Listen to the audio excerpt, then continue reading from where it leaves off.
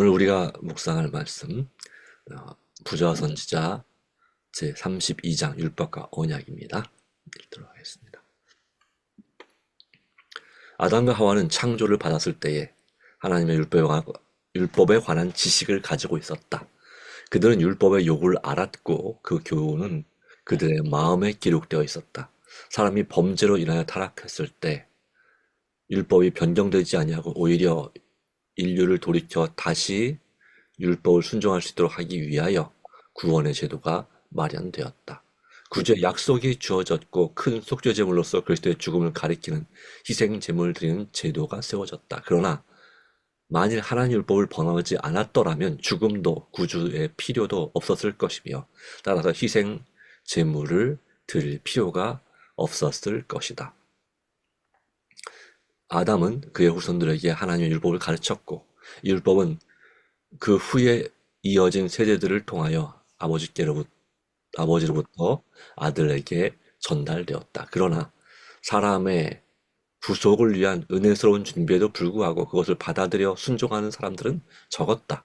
범죄로 인하여 세상이 매우 악하게 되었으므로 홍수로 세상을 부패로부터 정결하게 할 필요가 있었다. 율법은 노아와 그의 가족에 의하여 보존되었고 노아는 그의 자손들에게 십계명을 가르쳤다. 사람들이 다시 하나님을 떠났을 때에 여호와께서 아브라함을 택하시고 그에 대하여 아브라함이 내 말을 순종하고 내 명령과 내 계명과 내 율례와 내 법도를 지켰음이니라고 선언하셨다.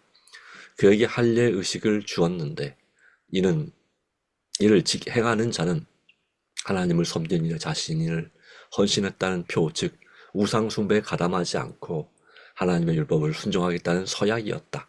이방인들과 동맹을 맺고 그들의 습관을 본받는 기질 때문에 아브라함의 후손들은 이 서약을 지키지 못했고 이로 인해 그들은 애굽에 체류하여 종살이를 하게 되었다. 그러나 우상상, 우상 숭배자들과의 교제와 강압으로 애굽 사람들에게 굴종하는 생활 속에서 하나님의 교훈은 이 교의 악하고 잔인한 가르침에 의하여 더욱 더럽혀졌다. 그런 고로 여호와께서 저들을 애굽에서 불러내셨을 때에 영광에 둘러싸이시고 천사들에게 호위되어 지어 매우 위험스러운 모습으로 시내산에 강림하사 온 백성이 드는 가운데서 당신의 율법을 말씀하셨다. 아멘.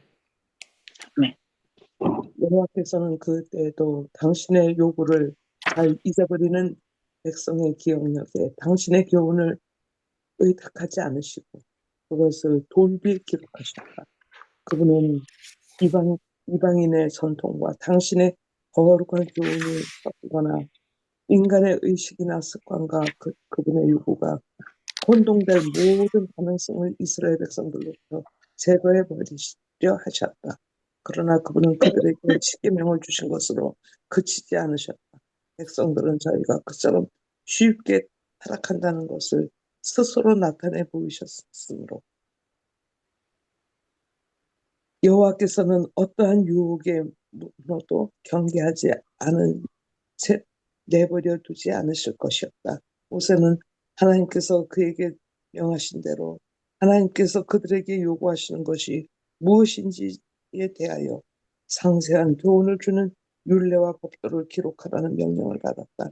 하나님께 대한 의무와 인간 상호 간의 의무와 이방인에 대한 의무에 관한 이 지시들은 십계명의 원칙이 확대된 것에 지나지 않았으며 아무도 오해할 필요가 없을 만큼 구체적으로 자세하게 주어졌다. 그것들은 돌비에 새겨진 열 교훈들의 신성함을 수호하기 위하여 계획된 것이다. 만일 사람이 타락한 후에 아담에게 주셨고 노아가 보존했고 아브라함이 준수했던 하나님의 율법을 그대로 지켰더라면 할례 의식은 조금도 필요 없었을 것이다. 만일 아브라함의 후손들이 할례가 그 표징이 되는 언약을 지켰더라면 그들은 우상 숭배에 유혹당하지 않았을 것이며 애굽에서 노예 생활의 고통을 겪을 필요도 없었을 것이다. 그들의 마음에 하나님의 율법을 간직하고 있었더라면 시내산에서 율법이 선포되거나 또한 그것이 돌비에 새겨질 필요도 없었을 것이다. 그리고 백성들이 십계명의 원칙들을 실천했더라면 모세에게 주어진 부가적 지시의 필요도 없었을 것이다. 아멘. 아멘. 아담에게 위임된 회생 제도도 그의 후손들에 의해 왜곡되었다. 미신 우상 숭배의 잔인 방탕이 이 하나님께서 지시하신 단순하고도 의미심장한 봉사를 부패시켰다. 우상 숭배자들과의 오랜 교제를 통하여 이스라엘 백성은 많은 이교의 습관들을 그들의 예배에 혼합시켰다. 그러므로 여호와께서 시내산에서 그들에게 회생 제사에 관한 명확한 지시를 주셨다. 성막이 완성된 후 그분은 속죄소 위에 나타난 영광의 구름 속에서 모세와 교통하시고 제사 제도와 성소에서 유지되어야 할 예배 형식에 관한 완전한 지시를 그에게 주셨다. 이와 같이 모세는 의식에 관한 율법을 받아 책에 기록하였다. 그러나 시내산에서 반포된 십계명은 두 돌판에 하나님의 손으로 친히 기록된 법궤 안에 거룩하게 보관되었다. 의문의 율법에 대한 성경적으로 도덕적 율법이 폐지되었다는 증거로 사용함으로 이 두 율법은 혼돈시키려고 노력하는 사람이 많았다. 그러나 이것은 성경을 왜곡하는 것이다. 이 두 제도 사이의 차이는 너무나 뚜렷하고도 명백했다. 이 의시의 제도는 그리스도 즉 그분의 회심과 그분의 제사장 직분을 가리키는 상징으로 구성되었다. 이 의문의 율법은 그 회생 제도와 구애와 함께 세상 죄를 지고 가는 하나님의 어린 양이신 그리스도의 죽음으로 형이 실물을 만날 때까지 히브리 사람에게 의하여 이행되어야 할 것이었다. 그리스도께서 죽으시면 모든 회생 제물은 바칠 필요가 없게 될 것이다. 이것이 바로 그리스도께서 제하여 버리사 십자가에 못 박으신 율법이다. 그러나 십계명의 율법에 대해 시편 기자는 여호와의 주의 말씀이 영원히 하늘에 굳게 섰나이다라고 선언한다. 그리고 그리스도께서 친히 내가 율법을 폐하려 온 줄 생각하지 말라고 말씀하시고 진실을 너에게 이르노니 천지가 없어지기 전에 율법의 1.1획이라도 반드시 없어지지 아니하고 다 이루리라고 가능한 크게 강조하여 주장하셨다. 여기서 그분은 과거에 하나님의 율법의 요구가 어떠했으며 그 당시에 어떠했는지를 가르칠 뿐만 아니라 이 요구는 천지가 존속하는 한 보존되리라는 것을 가르쳤다. 하나님의 율법은 그분의 보좌와 같이 변하지 않는다. 그것은 각 시대를 통하여 인력의 율법의 요구를 주장할 것이다. 시내에서 선포된 율법에 관해 느헤미야는 주께서 시내산에 강림하시고 하늘로부터 저희와 말씀하사 정직한 교리와 진정한 율법과 선한 윤리와 계명을 저희에게 주셨다고 말했다. 이방의 사도 바울은 율법도 거룩하며 계명도 거룩하며 의로우며 선포하다고 선언했다. 이것은 다름 아닌 십계명이다. 왜냐하면 탐내지 말라고 명하는 것은 바로 그 율법이기 때문이다. 아멘. 아멘. 구주의 죽으심으로 표상과 그림자가 되는 율법은 종언을 구했지만 도덕적 율법의 의무는 조금도 줄지 않았다. 정반대로 이 율법을 위반한 죄를 속하기 위하여 그리스도께서는 죽으셔야 했다는 사실이 바로 그것은 불변이라는 것을 증명한다. 그리스도께서는 하나님의 율법을 폐지하시고 구약을 없이 하시려 오셨다고 주장하는 사람들은 유대 사람들의 시대를 암흑시대로 말하고 히브리 사람들의 종교가 단순히 형식들과 의식들로 구성되어 있는 것처럼 나타난다. 그러나 이것은 잘못이다. 하나님께서는 그분의 선민을 어떻게 취급하셨는지가 기록되어 있는 거룩한 역사의 모든 페이지에 위대하신 스스로 계신 분의 자치가 강렬하게 나타나 있다. 하나님께서는 홀로 이스라엘의 통치자로 인정을 받으시고 자기의 백성에게 율법을 주셨을 때보다 더 사람의 아들들에게 당신의 능력과 영광을 활짝 나타내 보이신 적은 결코 없으셨다. 여기에 초인간적 손에 휘둘려진 홀이 있었다. 그리고 눈에 보이지 않는 이스라엘 왕의 행차는 말할 수 없이 장엄하고 엄숙하였다. 이 모든 하나님의 임재의 계시 가운데 하나님의 영광이 그리스도를 통해 나타났다. 구주의 강림뿐 아니라 타락과 구원의 약속 이후 각 시대를 통하여 하나님께서 그리스도 안에 계시사 세상을 자기와 화목하게 하셨다.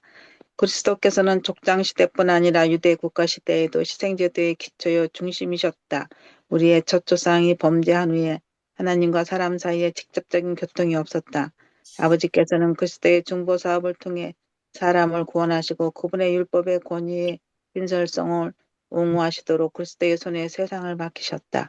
하늘과 타락한 족속 사이의 모든 고통은 그리스도를 통하여 이루어져 왔다. 우리의 첫 조상에게 구속을 약속하신 분은 바로 하나님의 아들이셨다. 족장들에게 친히 나타나신 분도 그분이셨다. 아담, 노아, 아브라함, 이삭, 야곱과 모세는 다 복음을 이해하였다. 저들은 인간의 대치물이시오 보증이신 분을 통해 구원을 바라보았다. 이 고대 성인들은 인성을 쓰시고 이 땅에 오시기로 되어 있던 구주와 교제하였고 그들 중에 몇 명은 그리스도와 하늘 전사들과 대면하여 이야기를 주고받았다. 아멘. 음. 네. 그리스도께서는 광야에 있던 히브리 사람의 인도자 곧 여호와라는 이름을 가지신 천사로서 구름 기둥에 둘려 군중 선두에 서서 가셨을 뿐 아니라 이스라엘 백성에게 율법을 주신 분이셨다.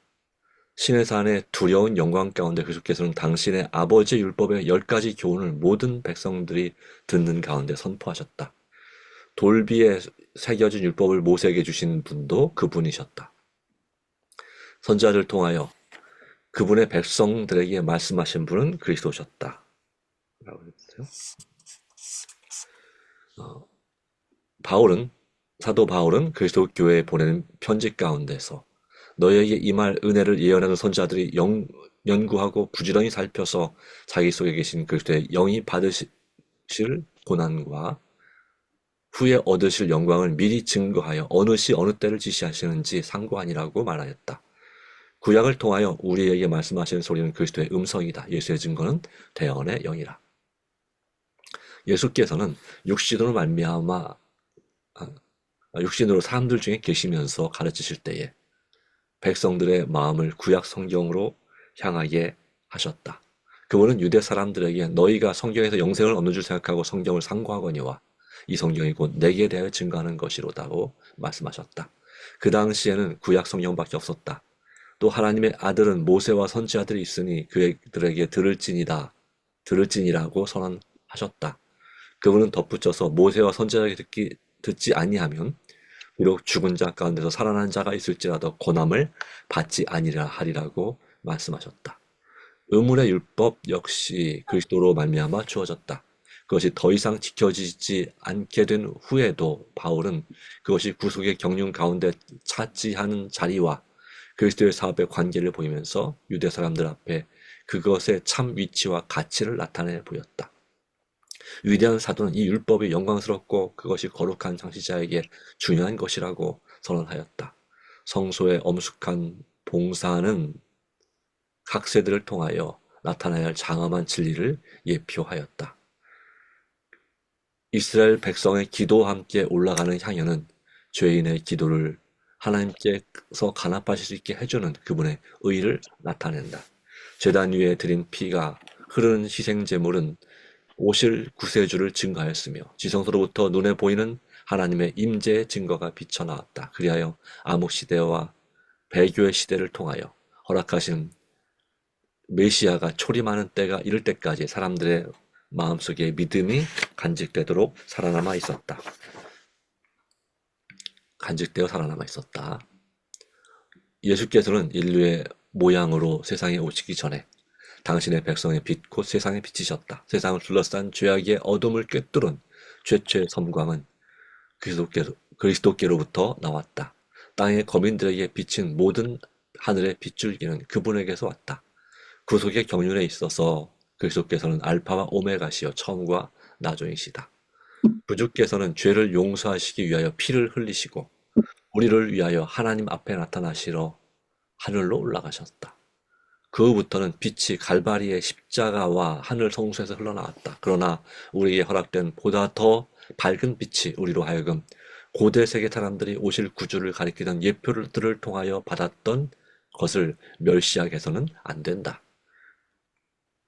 그리스도의 복음은 유대 제도의 빛을 비춰주고 의문의 율법의 의미를 부여해준다. 새로운 진리가 나타나고 태초부터 알려져 있던 것이 더욱 분명해질 때에 하나님의 선민을 취급하시는 그분의 품성과 목적이 명백하게 나타난다. 우리가 추가로 받는 모든 새로운 광선마다 인류를 구원하시려는 하나님의 뜻을 이루는 구속의 경륜을 보다 분명하게 이해하도록 해준다.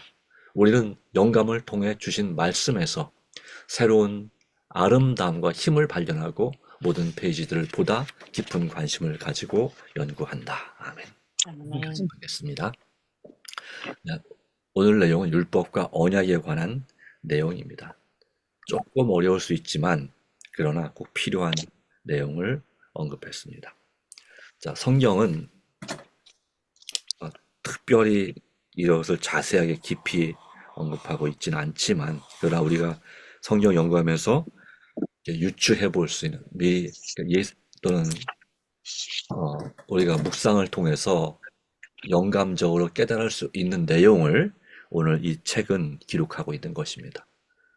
이 율법 또는 십계명의 근본적인 원칙, 하나님을 사랑하고 서로 사랑하라고 하는, 서로 사랑하기 때문에 생명을 존중해야 되고 또 서로의 가정을 존중해야 되고 남의 물건도 역시 아껴야 되고 탐내지 말아야 되고 그리고 서로에게 정직하게 대해야 된다는 것. 그래서 십계명에서 나온 원칙 바로 그리고 그 내용들이 기본적으로 있는 것입니다. 그리고 하나님을 사랑하기 때문에 하나님께서 최초의 창조 때 정하신 안식일도 지켜야 되고 하나님만이 나에게 신이 되어야 되고 다른 존재들이 신이 되어서는 안 된다는 거죠. 사탄이나 아무리 뛰어난 영적인 존재나 또는 위대한 사람이라 할지라도 말입니다. 그렇기 때문에 하나님을 사랑하기 때문에 하나님의 이름을 존중하고 함부로 부르는 욕을 돌리는 말이나 행동을 해서는 안 되고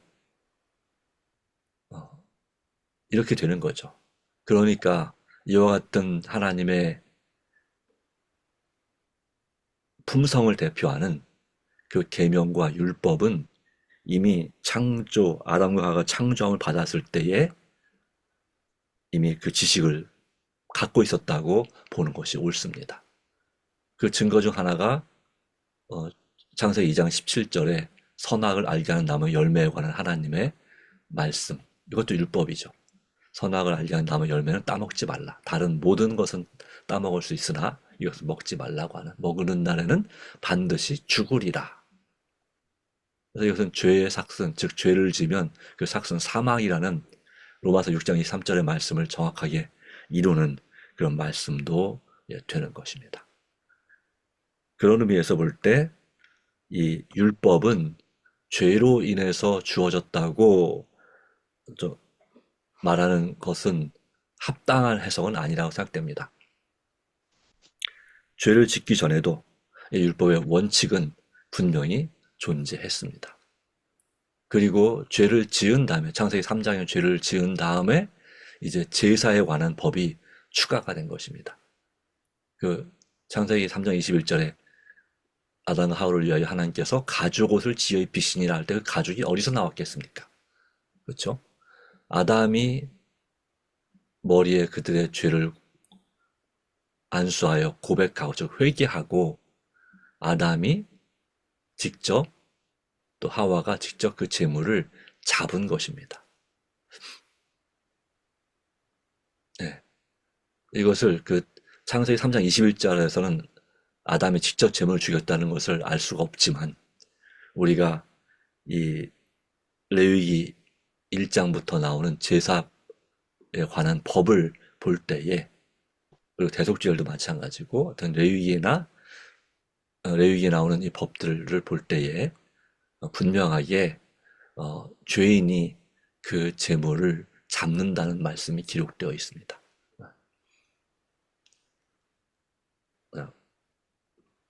이것은 예언의 신의 말씀에 있는 것뿐만 아니라 원래 성경에 기록된 것입니다. 그래서 우리 성경 말씀을 온전히 잘 믿어야 될 줄로 믿습니다. 그리고 아담은 후손들에게 그 율법을 가르쳐 왔다고 하는 것이죠. 그래서 이 노아에게, 에녹을 통해서 노아에게 전수되었고, 그리고 노아를 통해서 후손들에게 전수되었고, 그 하나님의 율법과 그 제사, 하나님을 바로 이 제사가 상징하는 장차 오실 메시아 그리스도께서 모든 인류의 죄를 해결할 것이라고 하는, 그것이 바로 이제 제사에 관한 법인데, 제사에 관한 법들을 뭐라고 부르냐면 의문의 율법, 영어로는 ceremonial law, 제사 의식법이라고 말하는 거죠. 제사 의식, 제사에 관련된 모든 의식. 예. 그리고 moral law, 도덕적 율법이 바로 십계명이 도덕적 율법입니다. 십계명처럼 하나님을 사랑하고 서로 사랑하는 법은 도덕법이고, 그리고 그 일을 위해서 그걸 어겼을 때, 이 도덕법을 어겼을 때 죄가 되잖아요.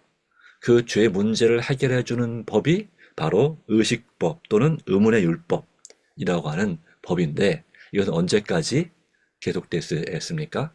예수님께서 십자가에 달려 돌아가심으로, 그 성경에 보니까 그래 되어 있죠. 마태복음이나 다른 사복음서에 보면은 지성소와 성소를 가리는 휘장이 위로부터 아래로 찢어지니라 하는 말씀이 나오죠. 이제 참된 제물이신 예수님께서 오셨고, 참 제사장이신 그 대제사장이신 예수님께서 오셨기 때문에 더 이상 이제 제사 드리는 법과 그걸 위해서 준비된 이 성전, 성소는 크게 의미가 없다. 이제는 예수님께서 참으로 대제사장이 되시고 그분 자신이 동시에 단번에 드려진 희생 제물이 되셨기 때문에 이제는 우리가 예수님을 통해서 구원받는다는 그 구약의 4,000년 이상 전해진 이 의문의 율법, 의식법 또는 다른 말은 제사법이 온전히 성취되었기 때문에 이제는 더 이상 제사 드릴 필요가 없고, 영원한 제사, 그리고 하늘 성소의 모형이 이 땅 성소라고 그랬잖아요. 그래서 하늘 성소에 계신 예수님을 통해서 우리 죄가 용서받고 우리가 거룩하게 된다고 하는 그 믿음이 이제 신약의 복음으로 주어진 것인데, 이 복음은 신약에서 최초로 주어진 것이 아니라, 예수님이 최초로 주신 것이 아니라 이미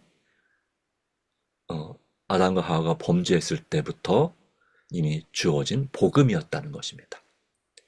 그래서 창세기 3장 15절에 그랬잖아요. 원복음이라고 말하죠. 여자의 후손은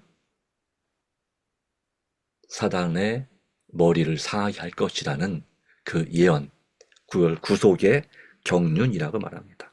수천 년 이상 진행되어 온 하나님의 계획, 역사, 이것을 경륜이라고 말합니다. 이 일을 이루기 위해서 이 법을, 제사에 관한 법, 즉 의문의 율법을 주신 분이 누구십니까? 그리고 출애굽을 통해 하기 전에 이스라엘 백성은 잃어버린 도덕법을 회복시켜 다시 선포하신 분이, 시내 산에서 다시 선포하신 분이 바로 예수 그리스도시다라고 하는 것입니다. 그래서 이 땅에 오신 예수 그리스도와 구약에 종종 여호와로 나타나셔서 이 법을 선포하신, 또 역사하신 바로 그 여호와 하나님과 같은 분이라고 하는 것입니다. 그렇기 때문에 같은 분이 같은 말씀을 주셨는데 신약이 와서 다른 말씀을 하실 리가 없다는 것이죠. 이해하시죠? 이런 부분이 있어서. 네. 물론 그때 그런 말씀을 하셨던 분이 어, 바로 시내에서 십계명을 반포하신 분이 그 여호와가 예수 그리스도시다 라고 하는 말씀을 성경에서 직접적으로 기록해놓은 신약에 기록된 부분은 없습니다. 그러나 간접적으로 우리는 이런 부분들을 이해할 수 있습니다. 바로 요한복음 8장 58절에 아브라함이 나기 전부터 내가 있느니라 라고 할 때 그분은 하나님으로서의 존재만 말씀하신 것이 아니라 이 땅에서 역사적으로 그 각 시대마다 친히 임재하셨고 선지자들과 접촉하시고 말씀을 주셨던 바로 그분이 나다 하는 뜻이 되는 것이죠. 바로 그러한 주님을 우리가 믿습니다. 그런 믿음 가운데 여기도 말씀했죠. 돌비에 새겨진 율법을 모세에게 주신 분도 그리스도이셨다. 선지자를 통하여 그분의 백성에게 말씀하신 분은 그리스도이시다. 그래서 이 재림교회의 이 신학은 바로 구약과 신약에 주로 말씀하신 바로 하나님의 대변인처럼 주로 말씀하신 하나님, 삼위 하나님 중에 바로 그 하나님이 예수 그리스도라는 사실을 분명하게 증거합니다. 그러므로 예수 그리스도는 완전한 하나님이신 동시에 완전한 사람이시란 그 진리를 그 어느 교단보다도 강력하게 믿고 주장하는 교회가 이 재림교회입니다. 어떻게든지 가장 성서적인 진리를 따르고자 말씀을 체계적으로 깊이 있게 연구하고 말씀을 살피고 또 이 말씀을 더 잘 깨달을 수 있도록 하나님께서 참고서, 영감의 계시를 주신 것이 바로 이 예언의 신의 말씀 서적입니다. 이런 부조와 선지자 같은 부조와 선지자라는 이 책 자체가 예언의 신은 아닙니다. 예언의 신은 대언의 영이라, 예언의 영이라, 즉 성령, 선지자들에게 계시를 주는 성령께서 예언의 영이고, 그리고 이 책은 그 예언의 신이신 성령께서 주신 선지자 엘렌 G 화이트 여사를 통해서 주신 말씀이다. 구약시대 선지자들에게 성경을 주신 것처럼. 그러나 아무리 똑같은 성령께서 주신 계시의 말씀이라 할지라도 이 엘렌 G 화이트 여사의 이 글이 성경보다 더 높은 권위를 가지지는 않는다 하는 것이고, 엘렌 G 화이트 여사 본인도 얘기했습니다. 성경이 큰 빛이고 이 예언의 신의 말씀, 자기가 쓴 글들은, 계시받아 쓴 글들은 바로 성경을 깨닫게 도와주는 작은 빛이다. 성경을 인도하는 작은 빛이다. 그러니까 참고서 같은 개념이라는 얘기죠. 네. 그래서 우리 재림교회는 어떤 분들은 그렇게 주장하지 않는 분도 있지만 성경보다 예언의 신을 동등하게 두거나 더 높이는 분이 있지만 그것은 좀 극단적인 가르침이고, 우리 재림교회 일반적인 가르침은 성경만이 최고의 권위이고 오직 성경만이, 그리고 나머지 책들이나 사람들의 가르침, 이 모든 것들은 그 다음의 권위를 갖는다 하는 것입니다. 자, 오늘 이 말씀을 통해서 우리는 하나님의 품성과 목적이 분명히 나타난 율법과 그 언약,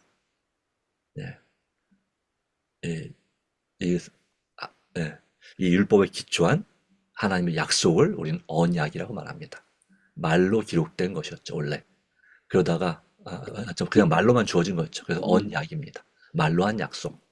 그런데 사람들의 기억력이 좀 약해지면서 하나님께서 그것을 이제는 책으로 글로 기록해 주실 수밖에 없게 됐습니다. 오늘 그 율법과 언약을 오늘 우리가 보고 있는 것입니다. 그래서 율법이 포함된 언약, 그래서 구약이 옛 언약, 신약이 새 언약이 되는 것이죠. 오늘도 이 말씀을 통해서 우리는 새로운 아름다움과 힘을 발견하고 그 말씀들을 깊은 관심을 가지고 연구하는 하나님의 사람들이 되기를 간절히 소망합니다. 기도합니다. 하나님, 오늘도 주님 말씀을 주셨습니다. 이 말씀을 통해서 우리가 삽니다. 세상에 떡으로만, 밥으로만 살 것이 아니라 육적인 것이로만 아니라 영적인 하나님의 양식을 오늘도 먹고 살게 되었으니 감사합니다. 이 말씀을 통해서 우리가 믿음이 생기고 이 오직 말씀과 기도로 거룩하게 되는 것을 믿습니다. 성령으로 충만케 하시고 오직 진리의 말씀을 양심적으로 우리의 눈을 밝히 열어 주셔서 양심을 깨우쳐 주셔서 이 말씀을 하나도 의심이 없이 깨닫고 그리고 또한 주님 말씀을 믿음으로 살아가는 믿음으로 의롭게 되는 그리스도인들이 되게 하여 주시옵소서. 아멘. 그리고 오직 주님의 인도를 따라 오늘도 주님과 동행하는 하나님의 사람들이 되게 하여 주시옵기를 우리의 드린 개인적인 기도 가운데 온전히 응답하여 주시옵기를 그리스도이신 예수님의 이름으로 간절히 기도합니다. 아멘. 아멘. 아멘.